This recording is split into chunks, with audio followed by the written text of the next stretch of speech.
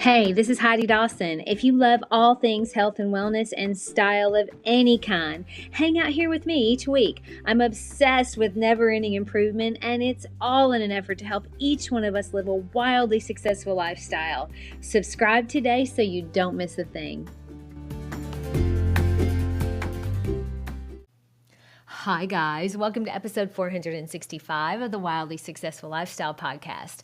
I do realize that on the last episode, I said 463 when it was actually 464. I apologize for that. I know it can be confusing. You may not have even noticed it. But I wanted to clarify, this is episode 465 and the last one was 464. So thanks for being here with me, even though I mess up the numbers sometimes. I feel like we're connected, you and me.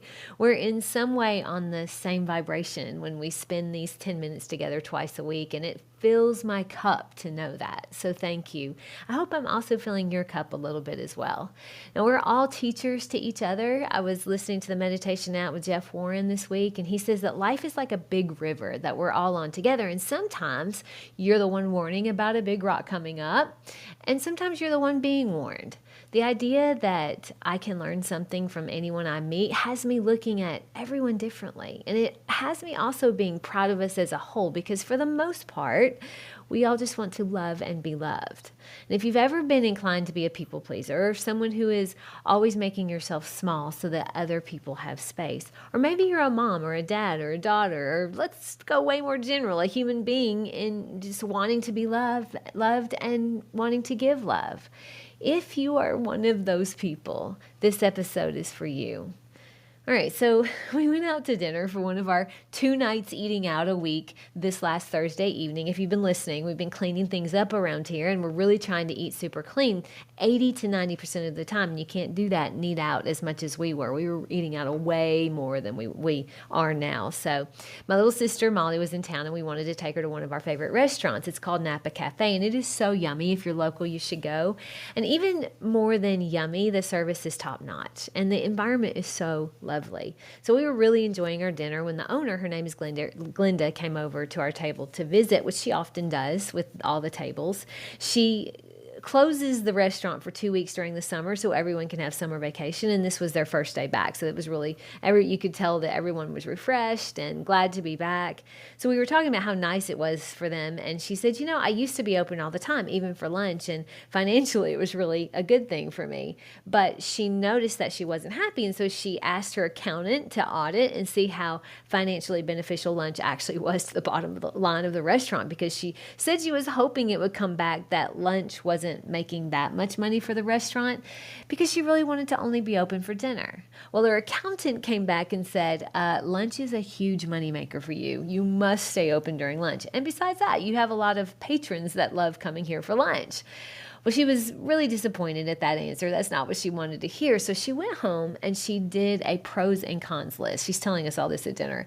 And she listed the things that she really loved about the business and the things that she didn't love.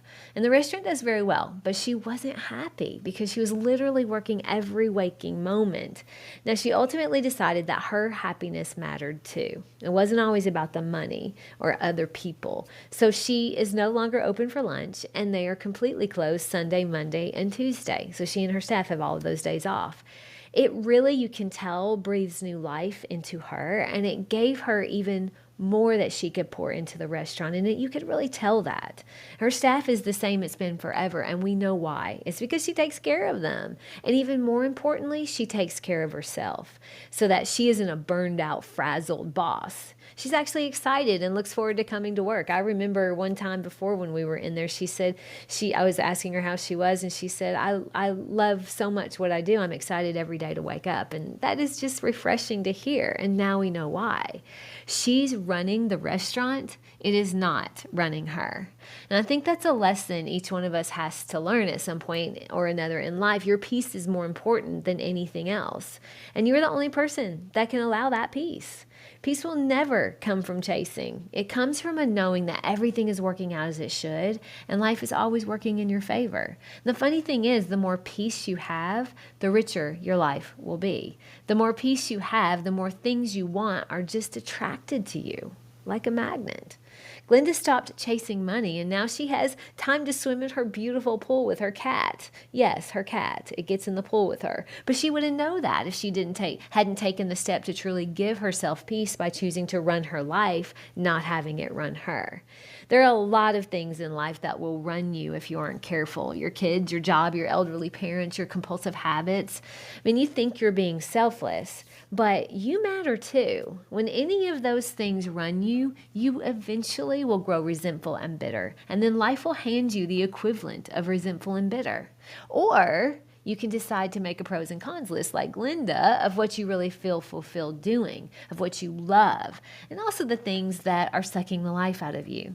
Now, you may have to still do some things that aren't your favorite. That's life. But now you're doing them on your terms, which makes them not so bad. You might even find joy in that again.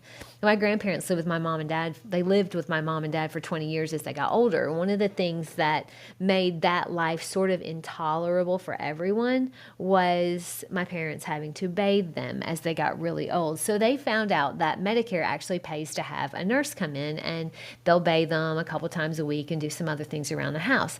This took a huge burden off both my grandparents and my parents, because now they could just enjoy time together instead of feeling like it's a chore or my grandparents feeling like it was a burden. Your energy and your vibration, it speaks louder than any fake smile you wear. You're not fooling anyone. There are ways around all of this, I promise you. When you care for yourself first, the other things can become part of what fills your cup back up instead of what's emptying it. Find a way to take care of yourself first, to take care of your peace first. And the things and the people that are important to you will no longer seem like a burden. They'll actually fill your cup instead of draining it. And that's going to take boundaries and probably schedule changes. And it may be uncomfortable at first. And like Glenda's accountant, some people are not going to like it, but they'll come around and you will all be better for it. So yeah, you're a human being. And yes, you want to love and be loved. But never forget that the main person you want to love and be loved by has to be yourself. Otherwise, you'll give all you have away without ever filling back up. You see, it's a beautiful thing to be a giver, but the thing you have to know is there will be people who will just keep taking. And it's not love that keeps you giving, it's habit. Because love would have you taking care of yourself first. You know why? Because you can't pour from an empty cup. You can't give what you don't have. My challenge to you this week is if you're feeling overwhelmed, overworked, resentful, and or bitter, sit down and make a list of the things you do that fill your cup. Those things you do just for yourself, for your peace. And then also make a list of all the other things, the ones that are draining you. I bet you'll find that you've forgotten that you matter too. Share this with 3 people who are givers. I love you guys. I'll talk to you in a few days. Don't forget to subscribe and share with your friends, because we're just going to keep going bigger and better places together, and I love that about us. Talk to you in a few days.